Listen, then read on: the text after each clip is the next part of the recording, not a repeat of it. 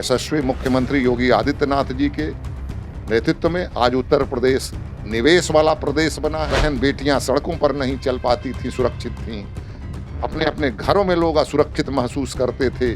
जिस प्रदेश में कभी लोग तीज त्योहार, पर्व और उत्सव नहीं मना पाते थे, दिन में जब मैं स्थानीय जनता के साथ मिलकर उनकी समस्याएं सुन रहा था, उनके लिए फोन कर रहा था, उनके काम कर निपटा रहा था, उनके लिए पत्र लिख रहा था। रईस कुरैशी अपने को अधिवक्ता बता रहे थे, ऐसे 40-45 लोगों को साथ लेके मेरे आवासीय परिसर के अंदर घुस आए और आकर के मुझसे मीट की दुकान के विरुद्ध कार्रवाई न किए जाने के लिए दबाव बनाने लगे।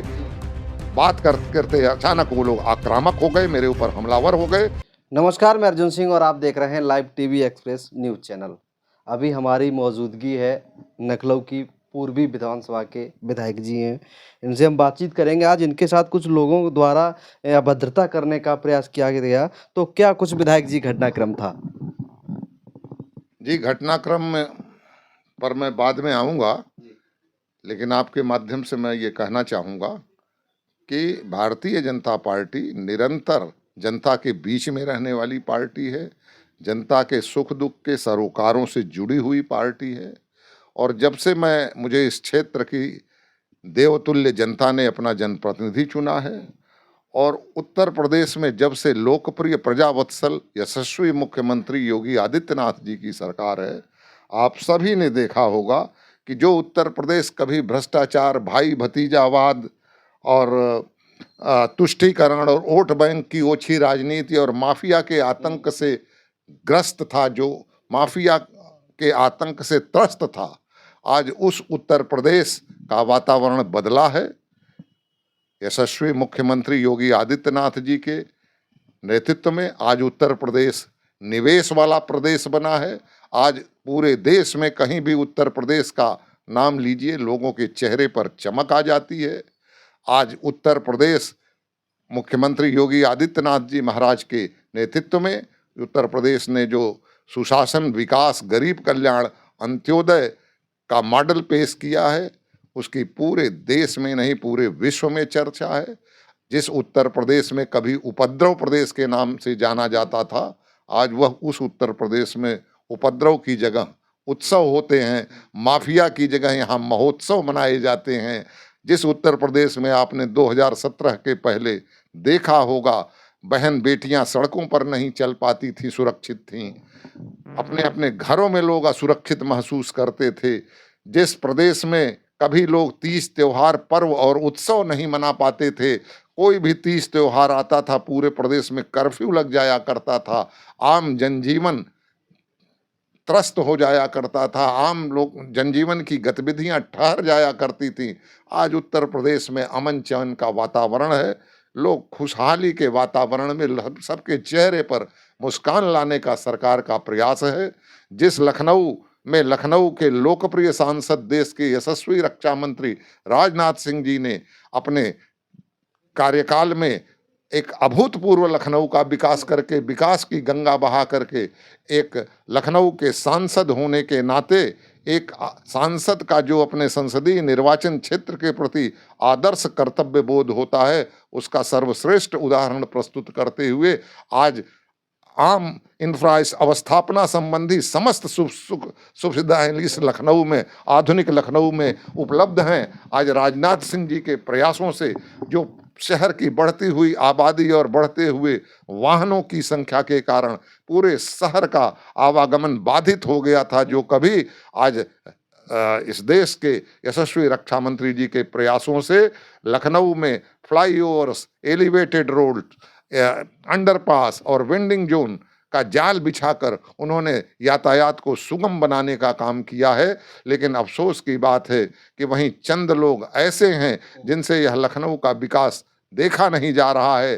पूर्ववर्ती सरकारों के कार्यकाल से कुछ ऐसे अराजकतावादी तत्व अभी भी सक्रिय हैं, जिन्होंने आज इस लखनऊ पूर्व विधानसभा के सभी सघन आबादी वाले बाजारों में अतिक्रमण फैला करके जनता का आवागमन बाधित करने का काम किया है। अवैध ठेले, खोमचे, रेहड़ी, गुमटी वालों की भरमार करके जहां पक्के दुकानदारों का उत्पीड़न कर रहे हैं, वहीं आम जनता का आवागमन दूभर कर दिया है। अभी भूतनाथ बाजार हो अथवा कि डंडहिया बाजार हो अथवा मुंशी पुलिया बाजार हो अथवा सेक्टर 8 का तिराहा हो अथवा कि पॉलीटेक्निक चौराहा हो, आप देखिए पॉलीटेक्निक चौराहे पर अवैध टैक्सी और बस स्टैंड बना करके वाहनों से अवैध वसूली की जाती है।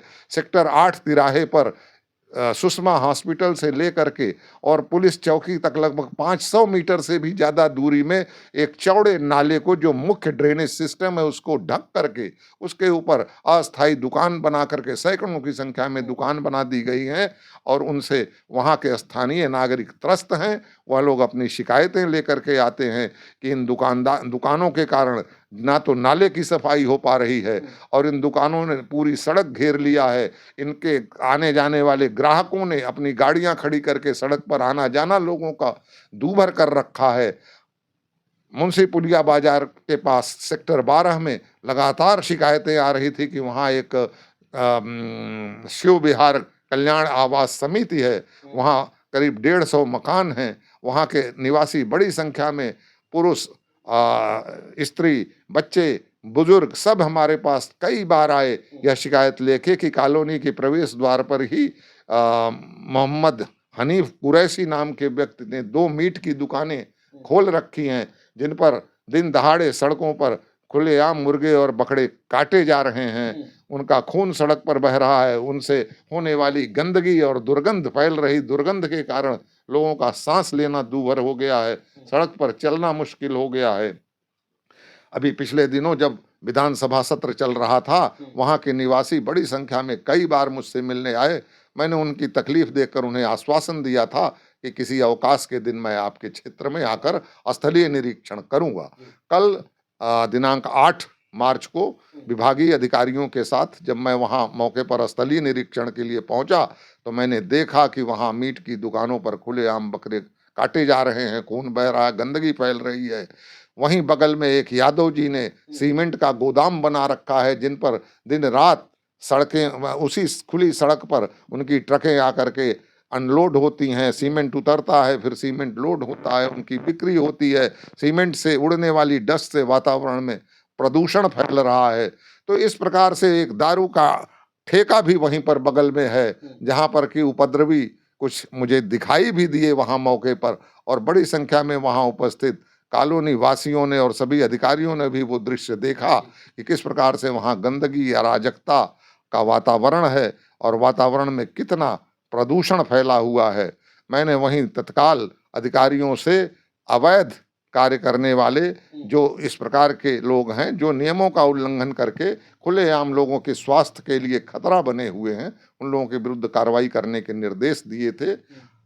कल की घटना के बाद आज दिन में, जैसा कि मैं प्रत्येक रविवार को अपने आवास पर स्थानीय जनता से मिलता हूं, उनकी समस्याएं सुनता हूं, आज दिन में जब मैं स्थानीय जनता के साथ मिलकर उनकी समस्याएं सुन रहा था, उनके लिए फोन कर रहा था, उनके काम कर निपटा रहा था, उनके लिए पत्र लिख रहा था, उसी समय उसी अवैध मीट दुकानदार के बेटे रईस कुरैशी अपने कुछ, जो अपने को अधिवक्ता बता रहे थे, ऐसे 40-45 लोगों को साथ लेके मेरे आवासीय परिसर के अंदर घुस आए और आकर के मुझसे मीट की दुकान के विरुद्ध कार्रवाई न किए जाने के लिए दबाव बनाने लगे। बात करते करते अचानक वो लोग आक्रामक हो गए, मेरे ऊपर हमलावर हो गए। किसी प्रकार से मेरे सुरक्षा कर्मियों ने मुझे इस अप्रिय घटना से बचाया। यहाँ हुई पूरी घटना सीसीटीवी में रिकॉर्ड हुई है।